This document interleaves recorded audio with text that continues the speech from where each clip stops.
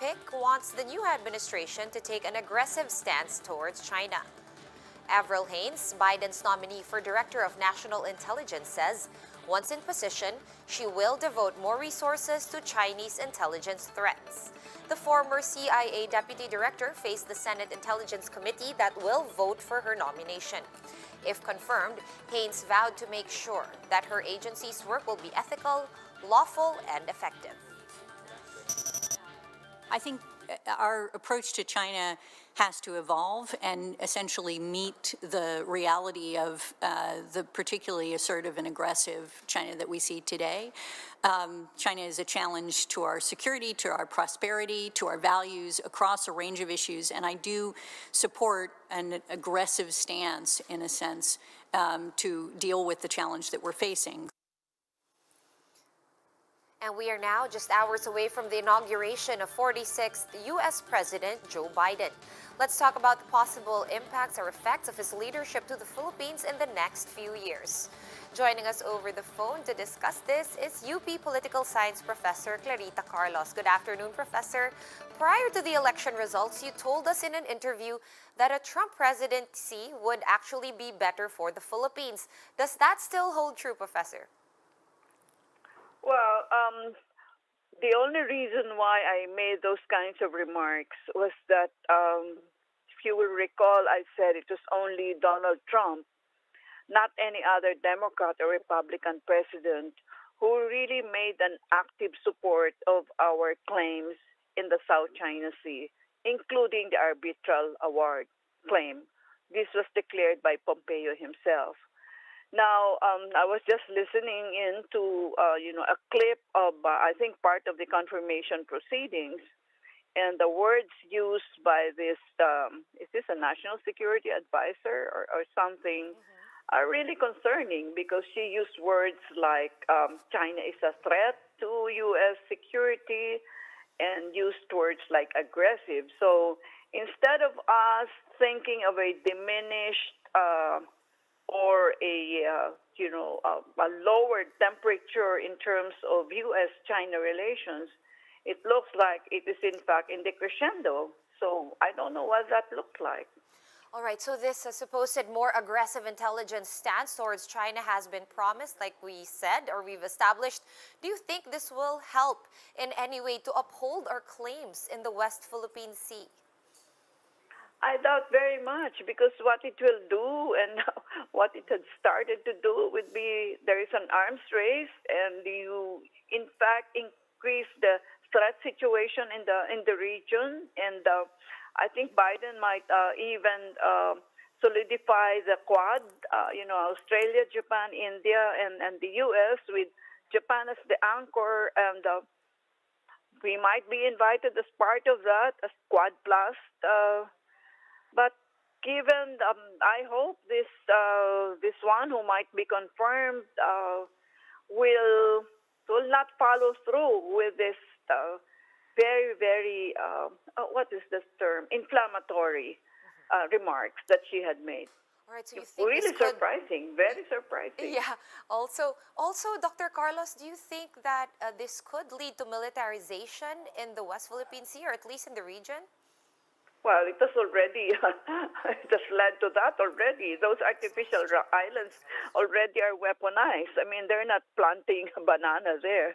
They have in fact installed many radar stations, and that is what we have been trying, we in the academic world have been trying to urge them to change its personality from weaponized artificial islands to research stations for use by scientists all over the world. All right, thank you for your insights on that. Moving on now to immigration policies. Should we expect any drastic changes to the U.S. immigration policy, and how will this directly affect Filipino Americans or other Filipinos who might be wanting to immigrate? I think what will change would be the speed with which they will be processing papers there.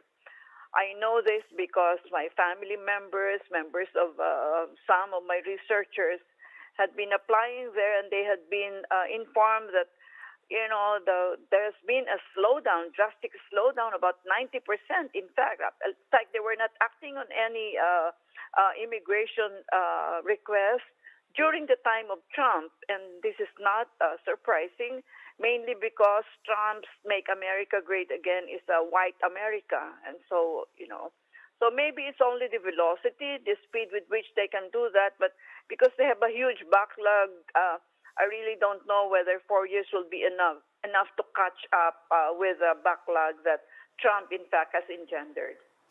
All right. Now, we also have President-elect Biden reportedly signing roughly a dozen executive orders in his first day in office.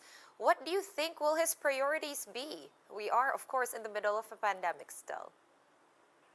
I think, well, first in the domestic issue, I think what he wanted to do is to take care of the logistical holdups because he wanted to deploy to roll out at least 100 million vaccines in the first 100 days.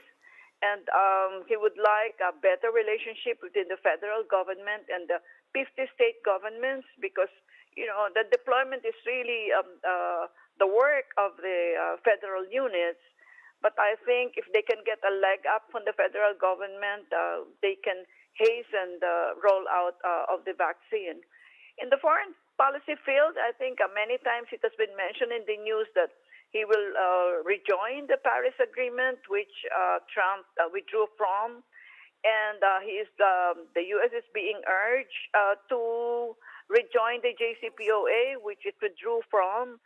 And I don't know to what extent Trump's actions during the last 4 years really have built in some institutional, rigidities in the system. So I don't know to what extent Biden might be able to reverse that through executive orders. So we'll see. All right, a lot of waiting and seeing as usual. Thank you for sharing your insights, Professor Calarita Carlos, a political analyst. We'll have more stories after this quick break. Stay with us.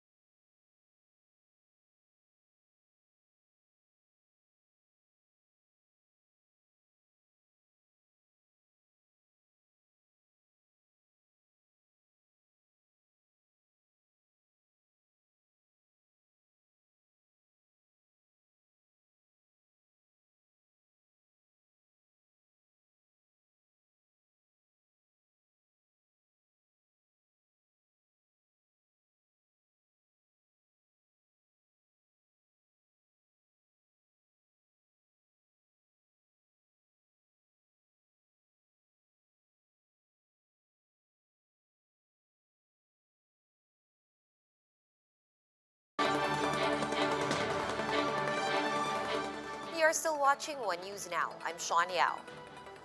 President-elect Joe Biden's first foray into the Oval Office will look like no other, thanks to the pandemic and different security threats. Let's watch this Bloomberg Quick Take by Tashin Rabbi. Joe Biden will be taking office as the 46th President of the United States of America on January 20th. Here are 5 reasons why this might be the most out of the ordinary presidential inauguration. 1. President Trump says he won't attend the inauguration. This isn't the first time a president hasn't attended his successor's inauguration, but it's definitely still unusual. The last U.S. president not to attend his successor's inauguration was Richard Nixon, who resigned following the Watergate scandal and left Washington before Gerald Ford took the oath of office. The last president to miss a regularly scheduled inauguration following an election was Woodrow Wilson, who skipped Warren G. Harding's 1921 ceremony due to health concerns. Other presidents have skipped their successors' inaugurations over political grievance, but not in recent history. John Adams declined to attend the inauguration of Thomas Jefferson after the contested election of 1800. And Andrew Jackson, who, like Trump, was impeached by the House but escaped conviction by the Senate, didn't attend the ceremony for President Ulysses S. Grant. 2. Say goodbye to the traditional festivities. Due to the pandemic, this year, the Biden team is replacing the traditional inaugural balls that have been a fixture in Washington's social scene for centuries with at-home entertainment. Tom Hanks will be hosting the 90-minute special called Celebrating America. It will air on major broadcast networks and streaming services on Wednesday. Some famous faces will be performing, like Lady Gaga, Jennifer Lopez, Demi Lovato, Justin Timberlake, Lin-Manuel Miranda, and Bon Jovi. We're also saying goodbye to the inaugural parade. Where there used to be an inaugural parade that stretched from the U.S. Capitol to the White House, now President-elect Joe Biden will receive a shortened military escort to the White House. The event will be featured on television called Virtual Parade Across America, featuring musical acts, marching bands, poetry, dance troupes, and essential workers. 3. Security will be extremely high. More than 25,000 law enforcement, military, and intelligence personnel will be present during the inauguration over fears that violent extremist groups are targeting the city after the deadly insurrection on January 6th. The threats range from armed insurgents to possible attempts to plant explosive devices. House Speaker Nancy Pelosi also laid down some new rules. She will impose $5,000 to $10,000 fines for representatives who violate security screening rules. 4. There's a lot of things that will be shut down.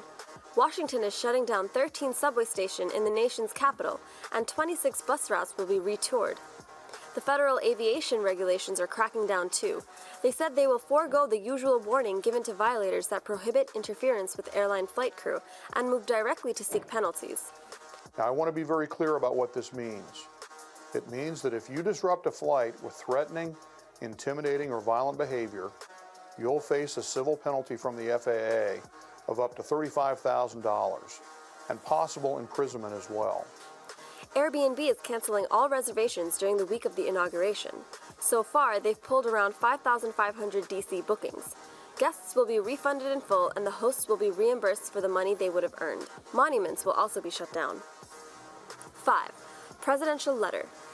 It is a tradition that started with Ronald Reagan, who wrote a personal note for George H.W. Bush before he left office.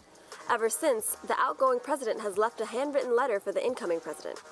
In 1993, Bush wrote Clinton a note saying, "Your success now is our country's success. I am rooting hard for you."